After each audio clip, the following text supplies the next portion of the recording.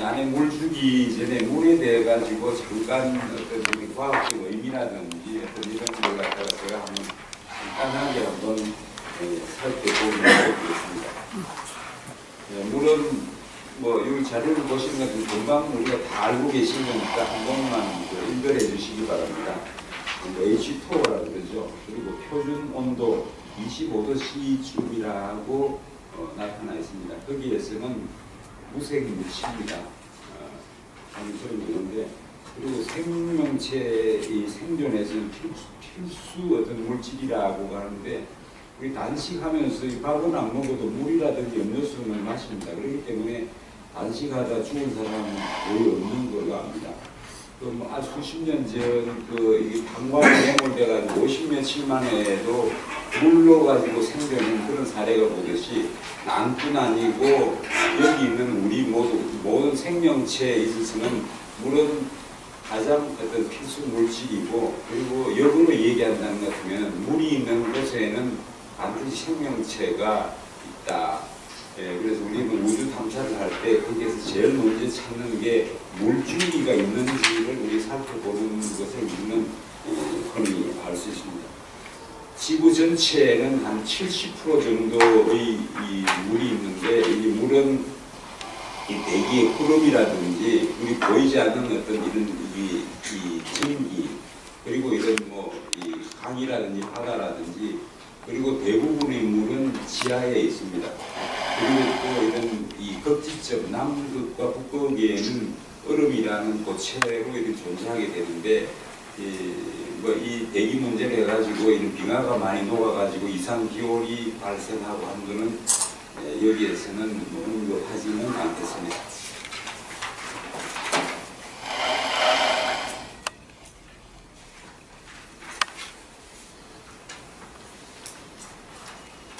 그리고 이 물은 수많은 물질을 녹여내는 어떤 기능이 있기 때문에 우리가 어떤 이런 지역이라든지 어떤 물이 생겨나는 것에서 여러 가지 다양한 맛을 우리가 알 수가 있습니다. 그리고 우리 인간 혹은 동물은 물이 마실 수 있는지 없는지를 알아낼 수 있는 어떤 본능적인 감각을 지니고 있습니다. 어린 애기조차도 그 물이 먹을 수 있는지 없는지를 감별했는데, 이 프로테지가 2만 분의 1을 부순물을 가려낼 수 있는 감각을 지닌 게 이 동물이랍니다. 그리고 이제 다양한 맛이나 성분을 가지고 있지만은 순수한 물 H2O는 무색 물질이라는 것입니다. 그리고 물은 세 가지 물질의 형태로 나타나는데, 하늘에는 수증기 혹은 구름이 존재하고, 땅에는 바다 혹은 빙상, 그리고 대부분은 물은 지하에 분포돼 가지고 있는 걸로 얘기합니다. 물은 투명하기 때문에 대부분 햇빛을 흡수하는데 일부 자외선은 흡수가 됩니다. 그래서 우리가 이런 저처럼 얼굴이 붉게 된다든지 하는 이런 그게 있는데, 대부분은 통과시키든지 반사하는 성질이 있어가지고 물속, 그러니까 바다나 강의 어떤 수생식물이 가능케 하고 고기가 살아 있을 수 있는 어떤 이런 조건을 물이 만들어냅니다. 그리고 세포 안의 모든 구성요소, 단백질, 예연이나 다당류, 이 당류를 용해할 수 있는 기능을 가지고 있고, 그리고 다른 여러 가지 어떤 용매, 가시 녹여나는 매개체들과 더불어서 끊임없는 이런 혼합물을 생성해내는 어떤 인체, 생물에 있어서는 필수 불가결의 물질이라고 얘기하고 있습니다. 화학적 성질은 건너뛰겠습니다.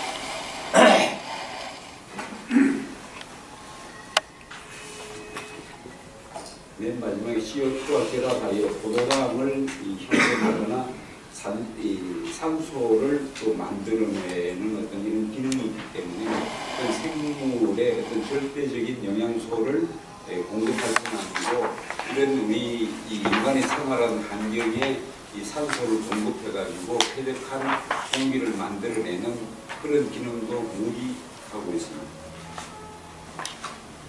그리고 마지막으로 물은 어떤 인간 문명과 절대적인 어떤 이런 이 상관관계를 가지고 있는데, 여러분 알다시피 4대 문명이라는 이집트 문명, 메소포타미아 문명, 인도스 문명, 방아 문명은 이런 여기서 나타난 나일강이나 티그리스, 유프라테스, 인도스, 방아 이걸 같이 비롯됐다라는 것을 우리 역사를 통해서도 잘 알고 있습니다.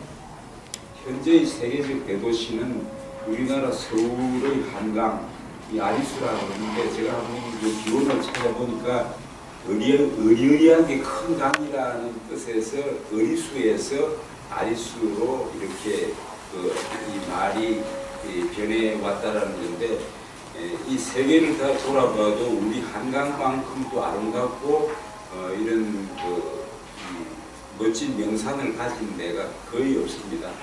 그래서 이런 물이라는 것은 이런 식물뿐 아니고 이런 동물, 그리고 이 사회, 도시와 함께 하는 인간에 의해서 가장 필수적인 어떤 물질이라고 얘기합니다. 저는 간단하게 말씀드리고 난해물질인데, 제가 사실 지난 주말 해가지고 난해물주기 공부도 하고 조금 시연도 해봤는데, 제가 참 조금 부끄럽기도 하고 그러는데, 제가 이게 쭉 보니까 이 제일 강한 키워드가 여기 나와 있는데, 적절한 수압. 그러니까 우리가 하루 종일 어떤 지치게 열심히 일하고 와서 집에서 샤워를 하는 그 기분이 아마 난내 물주기의 어떤 가장 적절한 표현이 아닌가 합니다. 너무 센 물로 피부가 따갑게 하지를 않지 않습니까? 너무 차갑거나 뜨겁게 하지를 않죠. 아주 적절한 물.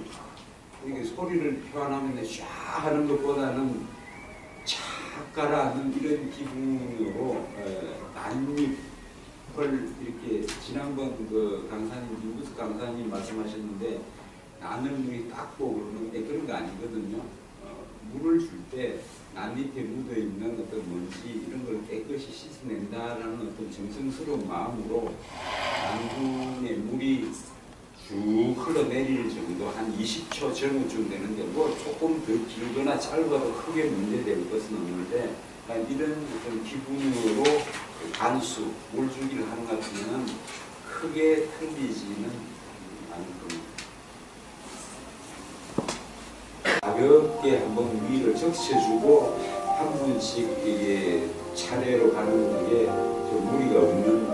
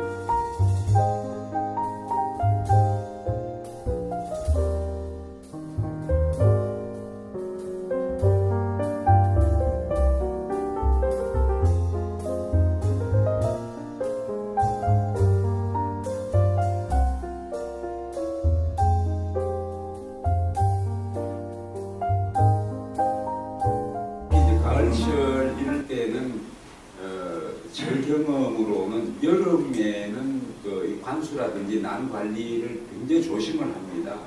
혹시 어떤 문제가 생길까 했는데 이 가을이 되더라도 의외로 이 낮 기온이 높아가지고 어떤 물주기를 잘못하는 것 같으면은 어떤 난에 문제가 생기기 때문에 항상 이게 분속을 말린다라는 어떤 기분으로 어떤 관수를 해야 되고, 그다음 이 가을 날씨 같은 경우에는 때로는 어떤 여름 같은데 또 어떨 때는 또 이 좀 날씨가 흐리다든지 이런 것 같으면은 의외로 이 분이 잘 마르지도 않기 때문에 항상 요 시기에는 어떤 관수가 참 중요하지 않을까. 그래서 저 같은 경우에는 늦여름이나 가을철 관수에 대해 가지고 많이 신경을 씁니다. 항상 손을 충분히 말리고, 그리고 아침 일찍이라든지 또 오후 늦게라든지 이럴 때가 좀 기온이 떨어지고 나가지고 관수하는 게 좀 무리가 없다고. 겨울 되는 것 같으면은 관수에 여기 전문가들도 조금은 좀 편해지게 되는데, 그러니까 난이 이제 휴면, 이제 겨울잠을 자기 때문에 물을 그렇게 뭐 자주 많이 필요로 하진 않습니다. 그래서 보통 일주일쯤으로 얘기하는데 때로는 한 열흘이나 보름 뭐 이렇게 해도 크게 문제는 없습니다. 그래서 맨 마지막에 관수 주기는 이게 개인에 따라 다른데, 난 식물은 이제 배양자의 어떤 습성이랄까 어떤 이런 방식에 대한 참 말을 잘 듣습니다. 조금 건조하게 키워도 나는 거기에 적응을 하고, 또 습하게 한다고 해가지고 금방 그거 되진 않는데, 자기만의 정성에 의해 가지고 약하게만 말씀드리는데, 원칙은 알고 나서 잊어라라는 그런 말이 있지 않습니까? 이거는 보편적이지만은 내대로의 어떤 자신의 어떤 노하우가 있기 때문에 직접 한번 또 오늘 끝나고 나는 것 같으면은 여러분들이 또 난을 한 번씩 가질 텐데, 그걸 가지고 한번 체험을 해보시는 게 가장 좋고,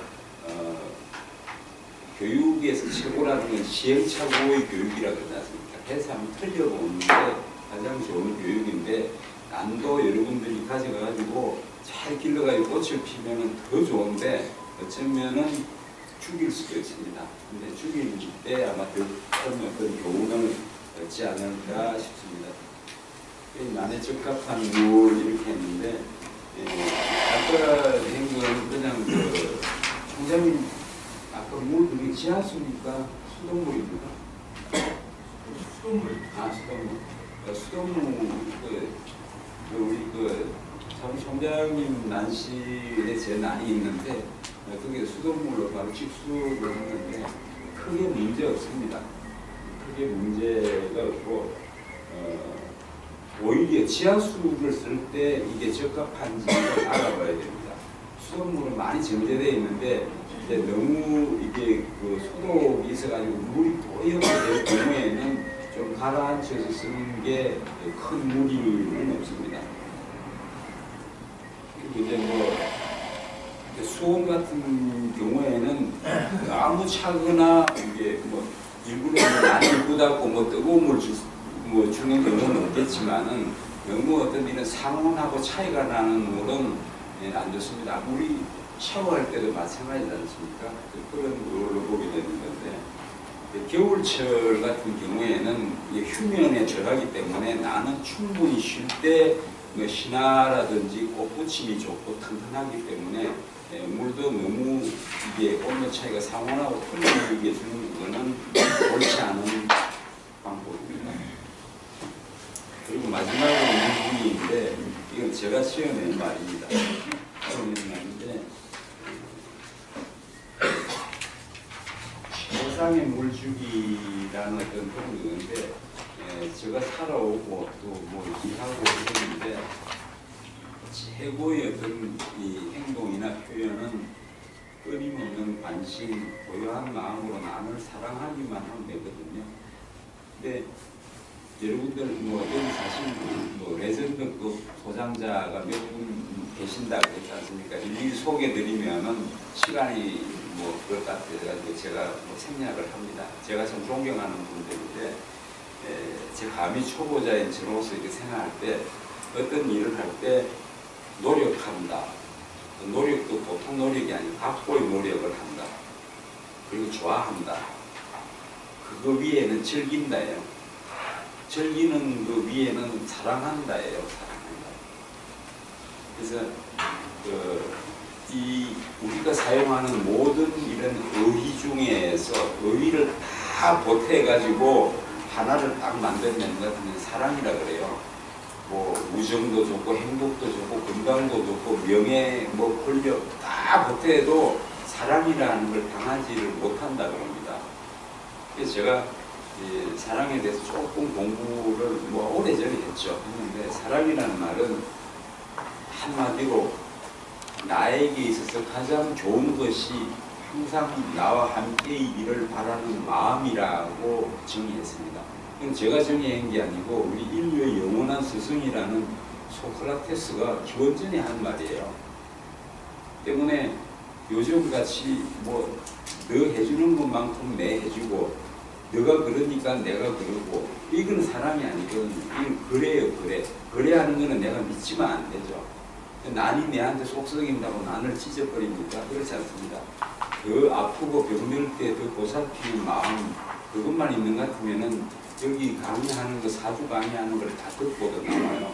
난을 진정으로 사랑하고 고요한 마음으로 지켜보고 배려하는 것 같으면은 난을 키운다는 것보다도 아마 생활에 하나의 기쁨이 있지 않을까. 참 흔한 말인데 난을 사랑하는 마음이거든요. 저는 아마추어라고 하는데 나는 참 사랑합니다. 그 사연이 있어요. 아무 말 없이 제가 가장 힘들 때 저를 딱 지켜준 친구이기 때문에 난 많지는 않습니다. 뭐 보면은 동양 이게 3개국 난 다 있고 무슨 난인지는 모르는 난도 저 있어요.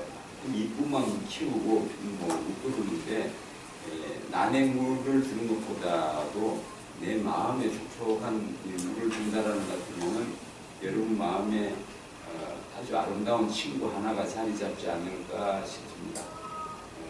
제가 난 물 주기는 잘 모르면서 쓸데없는 말로 시간을 냈었는데 제가 여러 가지로 많이 부족했습니다. 그리고